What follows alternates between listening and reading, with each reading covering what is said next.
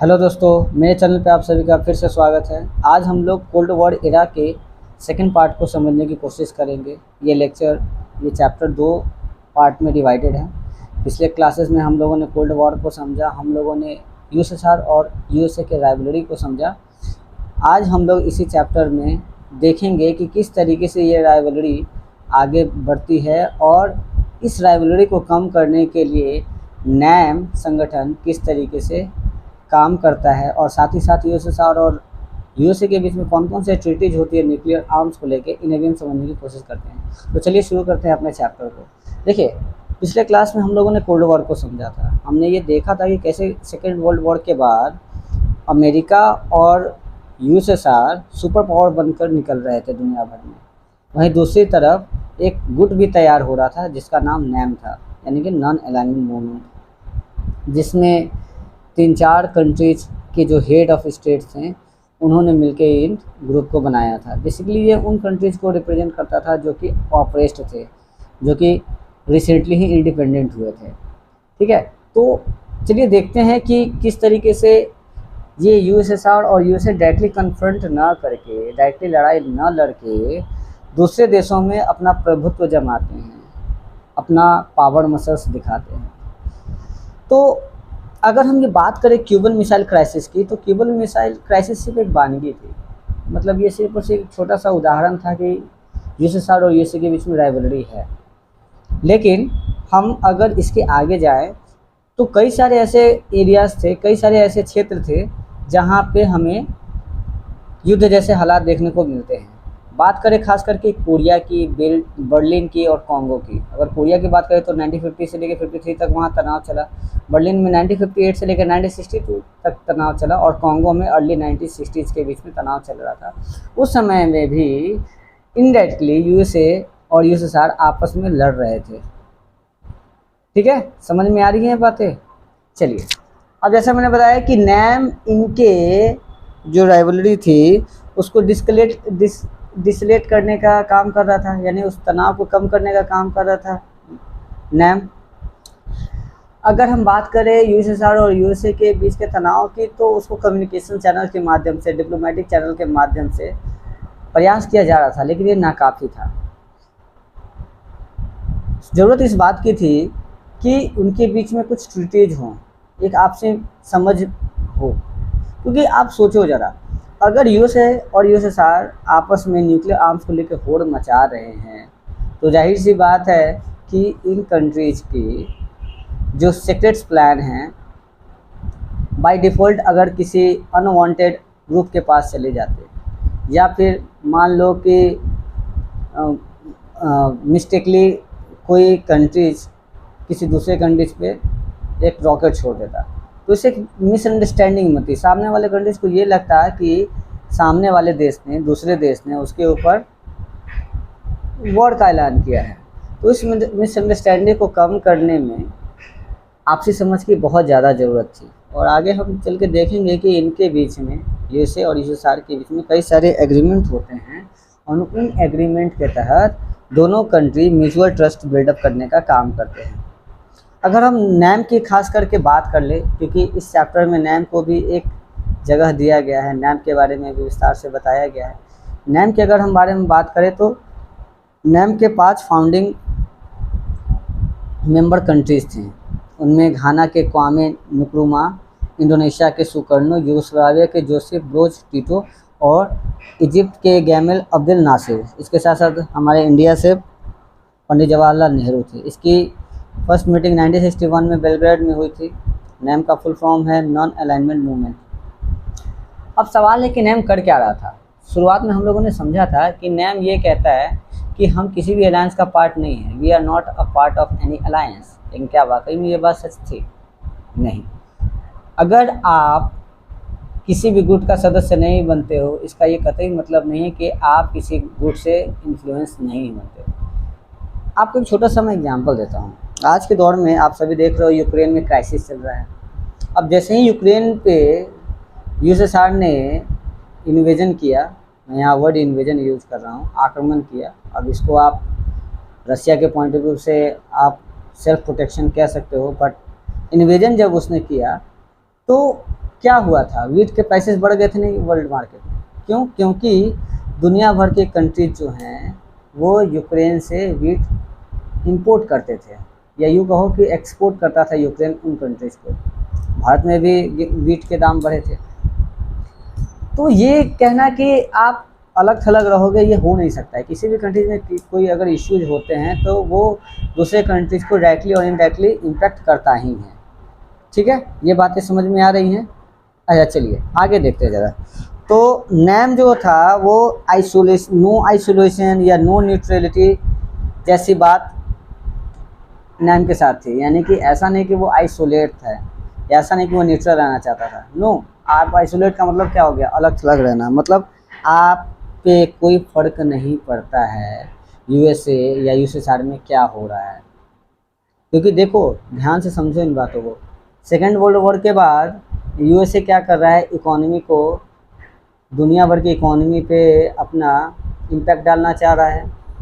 Politics की अगर हम लोग बात करें तो यूनाइटेड नेशंस जो है उसका गठन भी, उसका मुख्यालय भी कहाँ पे स्थापित हो रहा है, न्यूयॉर्क अमेरिका में। जितने सारे यूनाइटेड नेशंस के मुख्यालय हैं वो या तो यूरोप में हैं या फिर वो आपको अमेरिका में देखने को मिलेंगे। और ये जो थर्ड वर्ल्ड कंट्रीज़ थी, या आप ये कह सकते हो कि नैम वाले कंट्रीज़ थी, ये सब कहीं ना कहीं फाइनेंशियली उतनी स्ट्रांग नहीं थी कि उनका खुद का अपना एक गुट हो। आज के दौर में संघाई कोऑपरेशन एशिया में एग्जिस्ट करता है, बट उस दौर में ऐसा कुछ था ही नहीं। तो ये कहना कि कोई कंट्रीज़ पे इम्पैक्ट नहीं आएगा, नैम कंट्रीज इम्पैक्टेड नहीं होंगी, ऐसा नहीं था। न्यूट्रल होने का मतलब क्या होता है कि आप दोनों तरफ से तटस्थ रहोगे, आप किसी का फेवर नहीं लोगे। लेकिन क्या वाकई में ऐसा हो सकता था? बिल्कुल नहीं।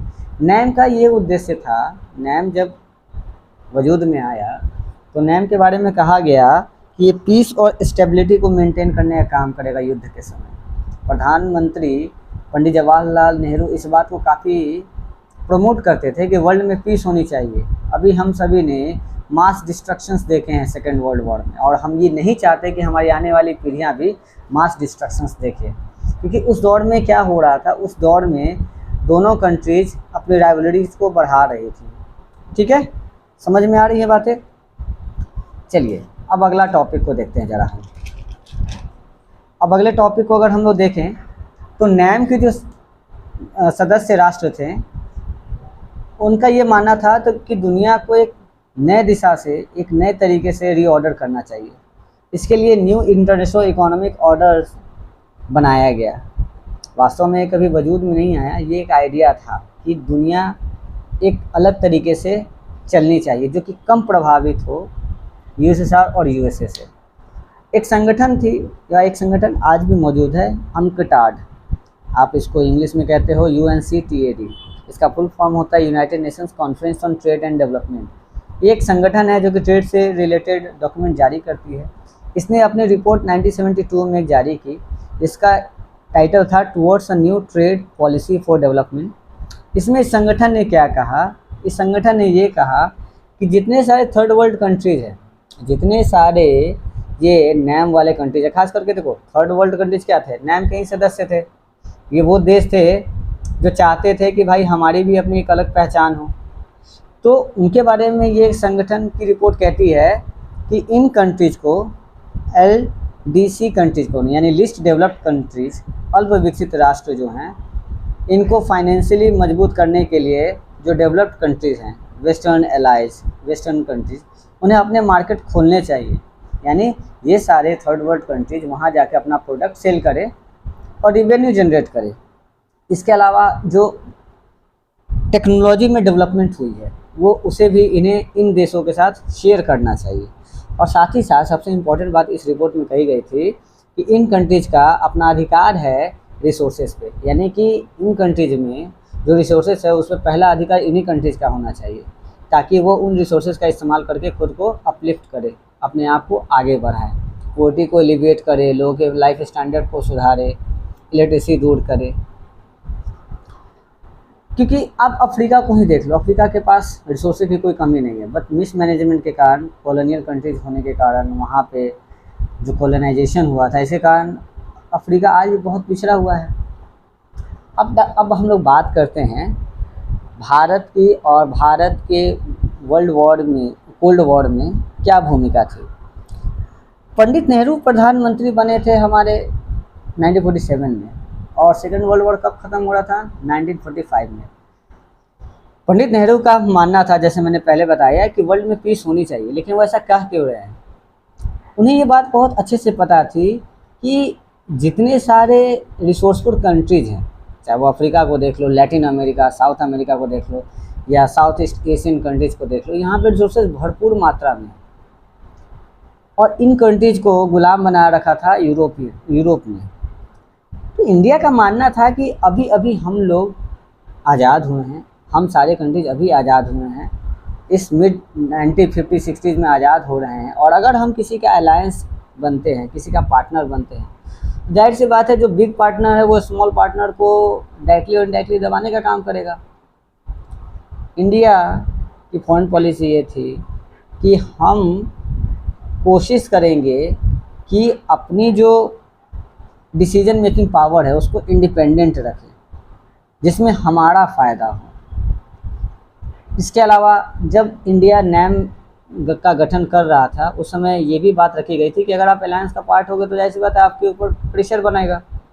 अब मान लो आपको यूएसए से कोई प्रोडक्ट चाहिए, या यूएसएसआर से मान लो आपको नेचुरल गैसेस चाहिए, लेकिन यूएसए की राइवलरी चल रही है यूएसएसआर से, तो यूएसए आपको क्या कहेगा कि आप उससे नेचुरल गैस मत खरीदो। अब आपके लिए तो नेचुरल गैस खरीदना इम्पॉर्टेंट है, क्योंकि आपके देश में तो उतना कुछ प्रोडक्शन होता नहीं है, आपके देश में तो एनर्जी क्राइसिस रहती है। तो अगर आप किसी कंट्रीज का अलायंस होते तो क्या होता है, आपको जाहिर सी बात है आप प्रेशराइज्ड होते, आप नहीं खरीदते। लेकिन वही अगर आप इन दोनों गुट से अलग हो तो आप इंडिपेंडेंट डिसीजन ले सकते हो, आपके ऊपर कोई प्रेशर नहीं होगा, आपके ऊपर ये कोई कंट्रीज नहीं कहेगा कि आप ये करो या आप ये ना करो। लेकिन नैम में इंडिया का शामिल होना कई आलोचकों को अच्छा नहीं लगा। कई एक्सपर्ट ये भी मानते हैं कि इंडिया को नैम में शामिल नहीं होना चाहिए। नैम के गठन को लेके जो क्रिटिक्स हैं उनका ये तर्क था कि ये जो नैम का गठन हुआ है ये अनप्रिंसिपल्ड है, यानी इस ग्रुप में जितने सारे कंट्रीज हैं उनकी कोई अपनी खास प्रिंसिपल नहीं है, उनकी कोई खास विचारधारा नहीं है, उनकी खास कोई सिद्धांत नहीं है। और कभी कभी क्या देखा गया कि जब वर्ल्ड में किसी इंटरनेशनल क्रूशियल डिसीजन लेना था इंटरनेशनल लेवल पे, तो ये ग्रुप कंफ्यूज था, यानी कुछ कंट्रीज सपोर्ट में थे, कुछ कंट्रीज सपोर्ट में नहीं थे। तो आप समझ सकते हो कि क्यों साथ आए, ये पूरी तरीके से क्लियर नहीं किया गया था। क्यों साथ आए थे ये सारे थर्ड वर्ल्ड कंट्रीज, ये क्लियर नहीं था, ये डिफाइंड नहीं था। बस एक बात रखा गया था कि हम किसी अलायंस का पार्ट नहीं होंगे। और तीसरी बात, ये ग्रुप के जो सदस्य थे वो हिपोक्रेट थे। अब कहो ऐसा क्यों? अब इंडिया को ही देख लो। इंडिया की अगर हम बात करें, इंडिया कहता है कि हम किसी कंट्रीज का अलायंस नहीं बनेंगे, लेकिन ठीक 1971 में हम क्या देखते हैं कि ट्रीटी ऑफ फ्रेंडशिप 20 सालों के लिए वो यूएसएसआर से कर लेता है। अब ये क्या है? आपने तो कहा था कि आप नैम के सदस्य, आप किसी अलायंस का पार्टनर नहीं बने हो, तो फिर यहाँ यूएसएसआर के साथ क्या कर रहे हो? तो बेसिकली अपने इंटरेस्ट के लिए इंडिया की अगर हम बात करें तो इंडिया उसको मैनिपुलेट कर रहा था। अब मैं ये कतई नहीं करूँ एज एन इंडियन कि मैं अपने गवर्नमेंट को क्रिटिसाइज़ कर रहा हूँ, उस दौर में हालात वैसे रहे होंगे, लेकिन जो फैक्चुअल बातें हैं वो यही हैं। इंडिया उस समय नैम का सदस्य होते हुए भी यूएसएसआर की तरफ टिल्टेड था, यूएसएसआर की तरफ अपना झुकाव रख रहा था। खैर, तो ये सारी बातें आपको समझ में आ रही होंगी। वैसे लास्ट क्लास में मैंने इंडोनेशिया के जो प्रेसिडेंट हैं उनका नाम टीटो बताया था। एक्चुअली टीटो जो थे वो यूगोस्लाविया के प्रेसिडेंट थे, तो sorry to me for that mistake. खैर, आगे देखते हैं ज़रा। यूएसएसआर और यूएसए के बीच मिसअंडरस्टैंडिंग को कम करने के लिए, आपसी समझ को बढ़ाने के लिए इन दोनों देशों के बीच में कई सारी ट्रीटीज होती हैं। अब इन ट्रीटीज़ को हम लोग एक एक करके समझने की कोशिश करेंगे। पहली ट्रीटीज़ का नाम है लिमिटेड टेस्ट बैन ट्रीटी, जिसको LTBT भी कहा गया। ये ट्रीटी क्या कहती है? ये ट्रीटी कहती है कि आपके पास जितने सारे न्यूक्लियर आर्म्स हैं या वेपन्स हैं उन्हें आप कम कर दो, और दूसरी बात, कोशिश करो कि ये जो न्यूक्लियर आर्म्स हैं लैंड पे, वाटर के अंदर या फिर स्पेस में इस्तेमाल ना हो। क्योंकि सारे कंट्रीज़ ने देख रखा था हिरोशिमा और नागासाकी पे जो बम गिराया गया था। एलटीबीटी जो ट्रीटी थी वो साइंड हुई थी यूएसए, यूएसएसआर और यूके के बीच में 5 अगस्त 1963 में। ठीक है, तो ये ट्रीटी क्या कहती है कि आपको न्यूक्लियर आर्म्स का इस्तेमाल नहीं करना है। फिर दूसरी ट्रीटी एक साइन की गई न्यूक्लियर नॉन प्रोलिफरेशन ट्रीटी, जिसको एनपीटी कहा जाता है। इसको इस ट्रीटी की काफ़ी आलोचना की जाती है। ये ट्रीटी कहती है कि देखो, जिन कंट्रीज़ ने 1967 के पहले तक न्यूक्लियर आर्म्स मैन्युफैक्चर कर रखे हैं और उसको टेस्ट कर रखा है, वो कंट्रीज़ ही अपने पास न्यूक्लियर आर्म्स रखेंगे। और अगर कोई कंट्रीज इस ग्रुप का मेंबर कंट्री बनना चाहता है तो उसे अपने सारे जो वेपन्स हैं उन्हें हटाने होंगे, तभी वो इस ग्रुप का पार्ट बन पाएगा। इंडिया जैसे देश के लिए जो 1970 के अंत में या फिर 1997 के आसपास जब न्यूक्लियर टेस्ट कर रहा है, तो उसके लिए इस देश का इस ग्रुप का सदस्य बनना तो एक तरीके से मतलब इसका कोई इस रूल में तो फिट ही नहीं बैठ रहा था। इंडिया इस ग्रुप में कैसे आता, क्योंकि रूल बना दिया गया था 1967 तक। और कौन कौन से कंट्रीज़ ने ये रूल बनाया, अब ज़रा देखिए कौन कौन कंट्रीज़ थे। USA, USSR, Britain, China, France. China भी था, चाइना ने भी न्यूक्लियर आर्म्स बना रखे थे। अब देखो ज़रा, तो लॉजिकली सोचो, ये सारे बड़े कंट्रीज़ अपने इंटरेस्ट के लिए क्या कर रहे हैं, सारे जो अलग कंट्री है, दुनिया भर के 200 कंट्रीज़ हैं, उनको साफ साफ कह रहे हैं कि आपको न्यूक्लियर आर्म नहीं रखना, भले हम रखें आप सभी नहीं रखेंगे। आर्बिट्री है, विवादास्पद है। खैर, तो एनपीटी बना। अब आपके मन में आएगा कि सर एनपीटी में इंडिया क्यों शामिल होना चाहेगा। देखो, न्यूक्लियर जो मटेरियल्स होते हैं ना, उसका काम सिर्फ बम फोड़ने के लिए नहीं होता है। कई सारे लोगों को लगता है कि बम फोड़ने के लिए ही सिर्फ न्यूक्लियर मटेरियल का इस्तेमाल, नहीं, एनर्जी प्रोडक्शन में भी इसका इस्तेमाल होता है। और इसमें जो मटेरियल इस्तेमाल होते हैं एनर्जी प्रोडक्शन में, वो है यूरेनियम, प्लूटोनियम। अब इंडिया जैसे देश में यूरेनियम उतनी खास मात्रा में मौजूद नहीं है। अब मान लो अगर इंडिया को बड़े मात्रा में यूरेनियम की ज़रूरत है, तो उसे तो उन कंट्रीज से हेल्प लेनी पड़ेगी जिन कंट्रीज़ में इसका प्रोडक्शन होता है या जिन कंट्रीज़ में ये पाया जाता है। अब मान लो एक पल के लिए ऑस्ट्रेलिया से इंडिया को एक्सपोर्ट करना है यूरेनियम। अब ऑस्ट्रेलिया कहता है कि हम तो एनपीटी के सदस्य हैं, आप भी सदस्य पहले बनो। अब अगर इंडिया एनपीटी का सदस्य बनता है तो इंडिया को अपने आर्म्स को क्या करना पड़ेंगे, लिमिट करना पड़ेगा या डिस्ट्रॉय करना पड़ेगा। तो कहीं ना कहीं कमज़ोर करने की कोशिश की जा रही है ना। अब अगर आप दूसरे एंगल से देखो तो ये वर्ल्ड पीस के लिए बेहतर होगा। बट सिर्फ ये कह देना कि 5 ही देश दुनिया को चला, ये भी सही नहीं है। क्योंकि अगर आपको रूल को फॉलो करना है तो सारे कंट्रीज़ को रूल को फॉलो करना होगा ना। ख़त्म कर दो एटम वेपन्स को, एटॉमिक वेपन्स को ख़त्म कर दो, पूरी दुनिया से ही हटा दो, सारे कंट्रीज ख़त्म कर दो। लेकिन नहीं, यहाँ तो सुप्रीमेसी दिखानी है ना। यहाँ तो यूएसए को और यूएसएसआर को तो सुप्रीमेसी दिखानी है।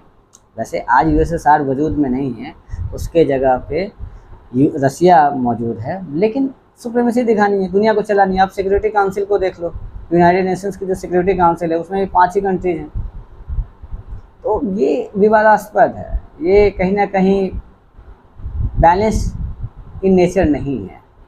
खैर चलिए, हम लोगों तो ये टॉपिक पढ़ना है, एनसीईआरटी में तो हमें तो पढ़ना ही होगा। बट यस, ये समझना होगा कि ये वर्ल्ड ऑर्डर किस तरीके से आर्बिट्रेरी है। ये जो वेस्टर्न कंट्रीज़ हैं, जो वेस्टर्न एलाइज है, या जो इतने सारे बिग कंट्रीज़ है, वो छोटे कंट्रीज़ को मौका मिलने पे दबाने का ही प्रयास करते हैं। खैर, अगला जो ट्रीटी साइन हुआ था वो था strategic arms limitation talk 1, salt 1 कहा गया। अच्छा, जितनी सारी मैं ट्रीटी बता रहा हूँ ये आपके एग्जाम पॉइंट ऑफ व्यू से बहुत ज़्यादा इंपॉर्टेंट, तो प्लीज़ इन चीज़ों को ध्यान में रखिएगा। स्ट्रेटेजिक आर्म्स लिमिटेशन टॉक 1 जो है उसकी शुरुआत हुई थी 1969 में। और सोवियत के लीडर्स जो थे लियोनिड ब्रेजनेव और यूएस प्रेसिडेंट थे रिचर्ड निक्सन, इन्होंने मॉस्को में 26 मई 1972 में इसको साइन किया।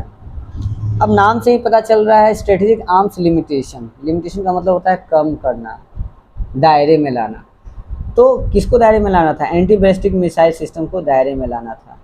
इसके अलावा जो ऑफेंसिव आर्म्स थे उन्हें भी क्या करना था, लिमिट करना था, यानी उन्हें भी सीमित दायरे में रखना था। इसमें ऐसा नहीं कि बस सारे कंट्रीज उसका प्रोडक्शन करने लगे, आर्म्स का प्रोडक्शन करते जाएं, क्योंकि आप समझो गवर्नमेंट के लिए ये थ्रेट भी बन सकता है। अगर मान लो ऐसे ऑर्गेनाइजेशन या ऐसे ग्रुप्स जो एंटी गवर्नमेंट हैं या टेररिस्ट हैं, उनके हाथ में अगर ये वेपन्स आ जाएं, तो अगर वो यूएसए में अटैक करता है और जहाँ पे ये आर्म्स मौजूद हैं वो रसिया पे फेंक देता है या किसी कंट्री पे फेंक देता है, तो उस कंट्रीज को तो यही लगेगा कि यूएसए ने वॉर किया है, तो बदले में वो उस कंट्रीज पे हमला करेगा, तो मास डिस्ट्रक्शन होगा, बड़े पैमाने पे क्या होगा, लॉसेस होंगे। तो इस बात को लेके भी अंडरस्टैंडिंग डेवलप की गई। दूसरा, फिर इसी सिलसिले में सॉल्ट II ट्रीटी साइन होती है 18 जून 1979 में वियना में। ऑस्ट्रिया की राजधानी है वियना, खूबसूरत सा देश है ऑस्ट्रिया, यूरोप का छोटा सा देश। वहाँ पे एग्रीमेंट होती है, यूएसए के तरफ से प्रेसिडेंट जिमी कार्टर रहते हैं और सोवियत लीडर लियोनिड ब्रेजनेव के बीच में ये साइन होता है। फिर अगला एक एग्रीमेंट होता है START 1 यानी स्ट्रेटेजिक आर्म्स रिडक्शन ट्रीटी 1। ये साइन होता है मॉस्को में 31 जुलाई 1991 में, और यूएसएसआर की तरफ से प्रेसिडेंट लेड करते हैं मिखाइल गोर्बाचेव और यूएसए की तरफ से प्रेसिडेंट जॉर्ज बुश, ये साइन करते हैं। अब START 1 यानी कि स्ट्रेटेजिक आर्म्स रिडक्शन ट्रीटी क्यों साइन की जा रही है? एक तो लिमिट करना ही है और साथ ही साथ रिडक्शन, कमी भी लाना है। देखो इनके पहले जितने सारे एग्रीमेंट हुए हैं वो क्या बात कर रहे थे कि आप सीमित करो, लेकिन अब क्या कहा जा रहा है, सीमित तो कर लिए, अब उसे कम करना शुरू करो। जितने सारे आपके पास हथियार हैं, परमाणु हथियार हैं, उन्हें कम करना शुरू कीजिए, क्योंकि वर्ल्ड पीस के लिए सही नहीं है। अब एक बात मैं आप लोगों से शेयर करना चाहता हूँ। देखो दुनिया में ना जो जियो पॉलिटिक्स है या वर्ल्ड पॉलिटिक्स में कहने को कुछ और दिखाया जाता है, करने को कुछ और। यानी ये जितने सारे बिग कंट्रीज हैं, बिग पावर कंट्रीज हैं, ये कहते कुछ और है और करती कुछ और है। अब इस अमेरिका को देख लो, ये डेमोक्रेसी की बात करता है कि वर्ल्ड में डेमोक्रेसी होनी चाहिए, अधिकतर कंट्रीज में डेमोक्रेसी होनी चाहिए, लेकिन खुद ये अपने कंट्रीज में रेसिस्ट मूवमेंट उनकी कंट्रीज में चलते हैं।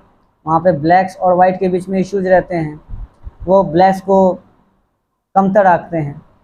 तो ये हिपोक्रेसी है और कुछ नहीं। खैर, दूसरा एक एग्रीमेंट होता है START 2 strategic arms reduction treaty 2। ये भी उसी मकसद से शुरू किया जाता है जैसा पहला START 1 था, आप रिडक्शन करो, आप लिमिटेड करो स्ट्रेटेजिक ऑफेंसिव आर्म्स को।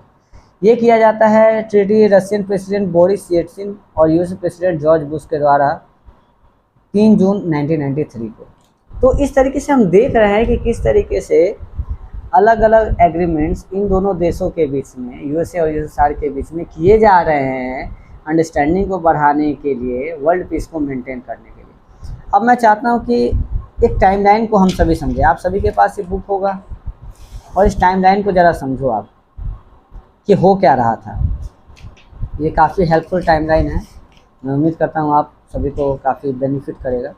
यस, ये कोल्ड वॉर की जो टाइमलाइन है इसे भी समझना हमारे लिए बहुत इम्पॉर्टेंट है।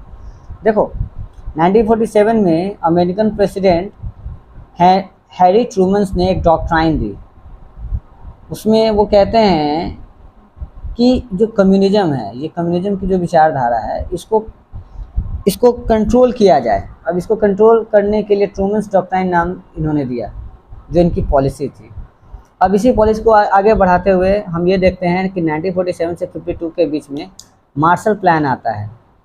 अब ये मार्शल प्लान के तहत क्या किया गया कि जितने सारे वेस्टर्न एलाइज कंट्रीज थी, जितने सारे जो वेस्ट के सपोर्टिंग कंट्रीज थी, उन्हें क्या किया गया, फाइनेंशियल एड पहुंचाया गया, उनको रिबिल्ड किया गया। You can see in this picture, ये सारे जो कंट्रीज आपको दिख रहे हैं, ये नाटो मेंबर, या आप यूँ कह सकते हो कि ये सारे वेस्टर्न कंट्री जो यूएसए के सपोर्ट में थे, उनको रिकन्स्ट्रक्शन के लिए यूएसए फंड कर रहा था, उन्हें आगे बढ़ाने का काम कर रहा था। ठीक है, मार्शल प्लान के तहत एग्जाम में पूछता है, तो इस बात को ध्यान में रखिएगा। फिर 1948-49 में हम क्या देख रहे हैं, उस दौरान क्या हो रहा था कि बर्लिन को एक तरीके से ब्लॉक कर दिया गया, जर्मनी की कैपिटल बर्लिन सोवियत यूनियन के द्वारा, और जो सप्लाईज हैं वेस्ट जर्मनी में, वेस्ट बर्लिन में, उन सभी को क्या किया गया था, रोक दिया गया था। ठीक है, फिर 1950 और 53 में हम क्या देख रहे हैं, कोरिया में वॉर हो रहा है, वहाँ भी ये यूएसएसआर इंगेज्ड हैं। फिर 1954 में हम लोग क्या देख रहे हैं कि फ्रांस की हार होती है वियतनाम में। फिर वहाँ पे जिनेवा एकॉर्ड होता है। फिर वियतनाम में सीएटो का फॉर्मेशन होता है। फिर 1954 फिर 75 में हमें क्या देखने को मिलता है कि अमेरिका कूद पड़ते हैं वियतनाम में, कोई ज़रूरत ही नहीं थी। जब ये देख रहा है अमेरिका कि फ्रांस की हार हो रही है वियतनाम में, तो फिर ये कंट्री क्यों जा रहा है वहाँ पे, समझ में नहीं आता है। अमेरिका की हार होती है। आज के दौर में अगर कोई ये कहे कि अमेरिका हार गया है, कोई बिलीव नहीं करेगा। यस, अमेरिका की हार हुई थी उस ज़माने में। वियतनाम एक छोटा सा साउथ ईस्ट एशियन कंट्री, उसने हरा रखा था।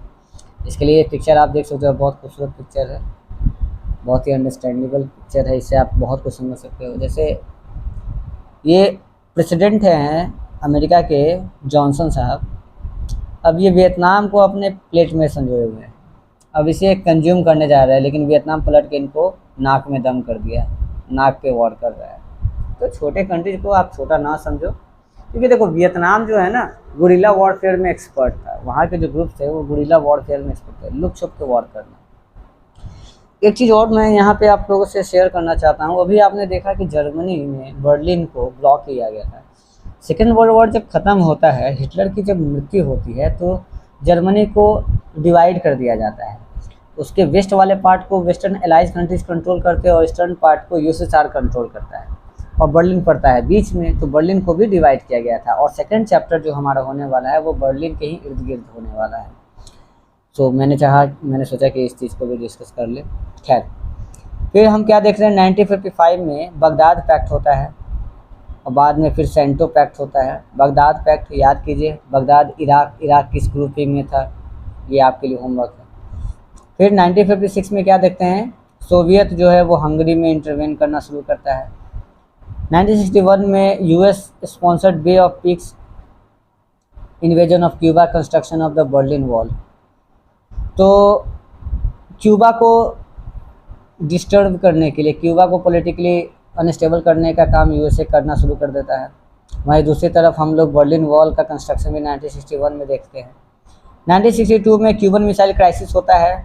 और इंटरेस्टिंग फैक्ट ये है कि जब 1962 में क्यूबन क्राइसिस हो रहा था, तो इसी समय सीनो इंडिया वॉर भी हो रहा था, यानी इंडो चाइना वॉर भी हो रहा था 1962 में। जब पूरा वर्ल्ड क्यूबा की तरफ निगाहें से देख रहा था, निगाह टकटकी लगाया हुआ था, इट्स राइट वर्ड।